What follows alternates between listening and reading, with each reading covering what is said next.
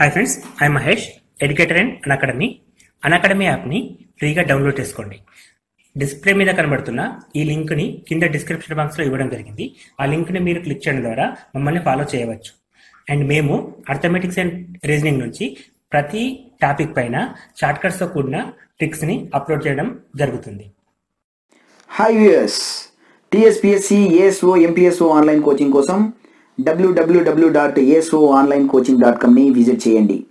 ఈ వెబ్సైట్లో మీకు 150 మార్కుల స్టాటిస్టిక్స్ వీడియోలు, మెటీరియల్ మరియు ఎగ్జామ్స్ అందుబాటులో ఉంచాము. వెబ్ అడ్రస్ కోసం డిస్క్రిప్షన్ బాక్స్ని చూడండి. మా ఛానల్ యొక్క అప్డేట్స్ని పొందాలనుకుంటే సబ్స్క్రైబ్ బటన్ పైన క్లిక్ చేయండి, పక్కనున్న బెల్ ఐకాన్ పైన క్లిక్ చేయండి. హాయ్ ఫ్రెండ్స్, వెల్కమ్ టు మన Vidya. Today topic is problems on arrangements of words.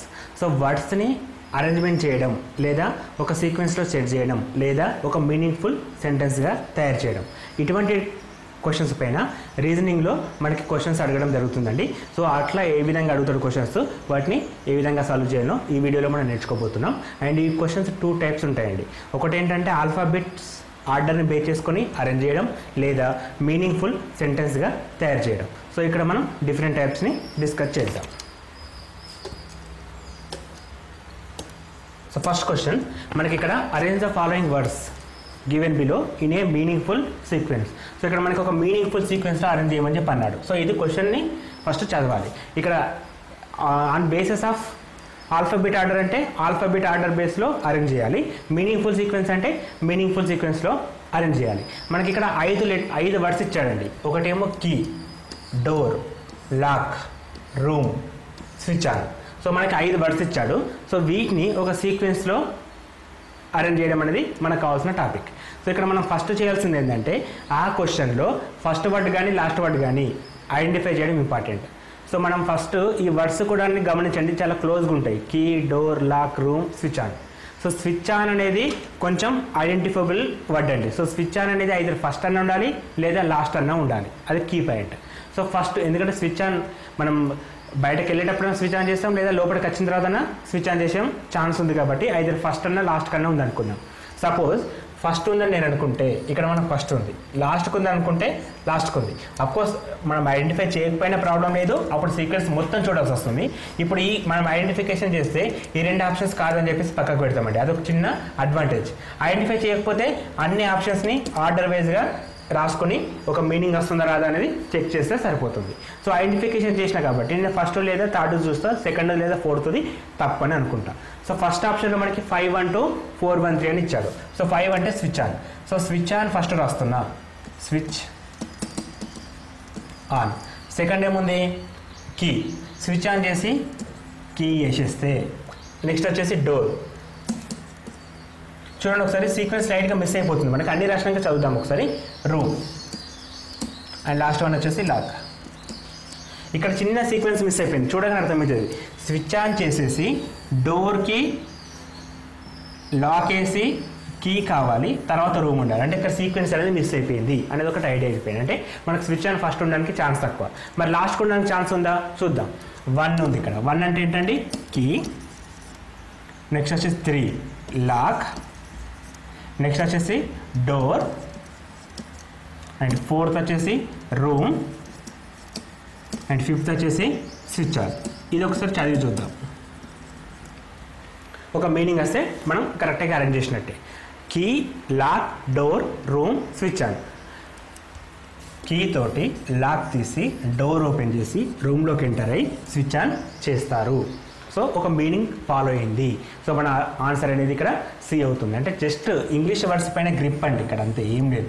Easy marks అండి. ఆ వర్డ్స్ కూడా చిన్న చిన్నవి ఉంటాయి, పెద్ద పెద్ద వర్డ్స్ ఉండవు. ఈ తెలుగు మీడియం వాళ్ళకైనా సరే ఈజీగానే ఐడెంటిఫై చేయగలుగుతారు. అన్నెసెసరీగా మాకు క్వశ్చన్ రాదు అని చెప్పి విడిచిపెట్టే ఛాన్స్ ఉంటుంది. కాబట్టి అలా కాదు, ఇది ఈజీ క్వశ్చన్ మీకు చెప్పడానికి మాత్రమే వీడియో చేయడం జరిగింది. చాలా సింపుల్ క్వశ్చన్ అండి. సో సింపుల్ క్వశ్చన్ని కొంచెం అర్థం చేసుకొని ఇక్కడ ఇచ్చిన వాటిల్లో 2 టైప్స్ ఆప్షన్స్ మొత్తం చెక్ చేయడం, లేదా మనకు ఏదైనా క్లూ ఐడెంటిఫై చేస్తే క్లూ ప్రకారం చేయడం. సో ఇక్కడ నేను క్లూ ఐడెంటిఫై చేసుకున్నా కాబట్టి క్లూ ప్రకారం ఆన్సర్ చేస్తే మనకి సింపుల్గా ఇక్కడ థర్డ్ ఆన్సర్ అనేది రావడం జరిగింది. సో క్లూ ఐడెంటిఫై చేయడం అంటే అయితే ఫస్ట్ వర్డ్ లేకపోతే లాస్ట్ వర్డ్ని చూడగానే ఐడెంటిఫై చేయడం అనేది గుర్తుంచుకోండి. Next question. Arrange the following words in the given below in meaningful order. So మళ్ళీ మీనింగ్ఫుల్ సీక్వెన్స్లో సెండ్ చేయమంటుండు. సో ఇది మనకి మీనింగ్ రావాలి అంటే ఇచ్చిన వర్డ్ చూద్దాం. Word, paragraph, sentence, letter, phrase. So ఇక్కడ మనకి చిన్నది లేదా పెద్దది ఐడెంటిఫై చేస్తే ఫస్ట్ థింగ్ క్లియర్ అయిపోయినట్టేనండి. సో ఫస్ట్ చిన్నది లేదా పెద్దది.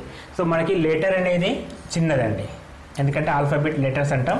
లెటర్ అనేది చిన్న వర్డ్, ఆర్ పేరాగ్రాఫ్ అనేది పెద్ద వర్డ్. ఐదర్ మనకి 4 తోటి స్టార్ట్ కావాలి లేదా 4 తోటి ఎండ్ కావాలి, 2 తోటి స్టార్ట్ కావాలి లేదా 2 తోటి ఎండ్ కావాలి. సో ఇక్కడ ఉన్న ఆప్షన్స్ అన్నీ కూడా 4 తోటి స్టార్ట్ అయినాయి. 4 అంటే ఏంది? లెటర్ తోటి స్టార్ట్ అయినాయి, అంటే చిన్న వర్డ్ తోటి స్టార్ట్ అయినాయి. ఓకే, మరి ఎండ్ దేనితోటి కావాలి? పేరాగ్రాఫ్ తోటి ఎండ్ కావాలి, అంటే మనకి 2 తోటి ఎండ్ కావాలి. 2 తోటి ఎండ్ కావాలి కాబట్టి ఇక్కడ 2 ఉంది, ఇక్కడ 2 ఉంది. ఇది కాదు, ఇది కాదు. చూడండి ఒకసారి, చిన్న సీక్వెన్స్ మనకు మీనింగ్ తెలిస్తే, అంటే మనం ఐడెంటిఫై చేస్తే ఎంత సింపుల్ క్వశ్చన్ ఇది. సో ఇప్పుడు మనం చూడండి, ఈ మిడిల్లో కూడా ఇక్కడ 1 ఉంది, ఇక్కడ 1 ఉంది, అంటే మనం ఒకసారి లెటర్ 1 అంటే మనకి వడ్డీకి వెళ్ళిపోతాం. నెక్స్ట్ ఇక్కడ తేడా ఇక్కడ వస్తుంది, 5 ప్లేస్లో 3 ఉంది, 3 ప్లేస్లో 5 ఉంది. ఒకసారి 3 చెక్ చేయండి. 3 ఏంది? సెంటెన్స్. మరి 5 ఏంటి? ఫ్రేజ్. లాస్ట్ వచ్చేసి ఇక్కడ కూడా సెంటెన్స్ ఆర్ ఫ్రేజ్, ఏది ఫస్ట్ వస్తుందో చూద్దాం. అండ్ ఫైనల్ ఏంటి? With paragraph. Letter, word, phrase నుంచి సెంటెన్స్ వస్తుందా, సెంటెన్స్ నుంచి ఫ్రేజ్ వస్తుందా? ఆల్వేస్ సెంటెన్స్ నుంచి ఫ్రేజ్ అనేది ఫామ్ అవుతుంది. సో ఆల్వేస్ సెంటెన్స్ నుంచి ఫ్రేజ్ అనేది ఫాలో అవుతుంది కాబట్టి మనకి ఫ్రేజ్ ఫస్ట్ వస్తుంది, సెంటెన్స్ తర్వాత వస్తుంది. So letter, word, words are form with phrases, phrases can form sentence, sentence can form paragraph. So first letter ఉండాలి, తర్వాత వర్డ్ ఉండాలి, తర్వాత ఫ్రేజ్ ఉండాలి, తర్వాత సెంటెన్స్ అయితే సెంటెన్స్లన్నీ కలిస్తే పారాగ్రాఫ్ వస్తుంది. సో మనకు ఆన్సర్ డి అనేది కరెక్ట్, ఎందుకంటే 5 అనేది ఈ పొజిషన్లో ఉంటుంది. ఫేజ్ తర్వాత సెంటెన్స్, సెంటెన్స్ తర్వాత ఫేజ్ కాదు అనే విషయం తెలిస్తే సరిపోతుంది. అంటే మనకి జనరల్ సెన్స్ ఉంటే చాలు. రీజనింగ్ క్వశ్చన్ చాలా మటుకు కూడా జనరల్ సెన్స్ పైన డిపెండ్ కావడం జరుగుతుంది. Next question, arrange the given words in the meaningful order. Okay, police, punishment, crime, judge and judgement. ఒక్కసారి ఇక్కడ మనకి ఫస్ట్ వర్డ్ లేదా లాస్ట్ వర్డ్, ఐదర్ క్రైమ్, ఇక్కడ జడ్జ్మెంట్, పనిష్మెంట్, పోలీస్, జడ్జ్. ఇది కొంచెం ఆలోచిస్తే ఐదర్ క్రైమ్ తోటి స్టార్ట్ కావాలి లేదా క్రైమ్ తోటి ఎండ్ కావాలి.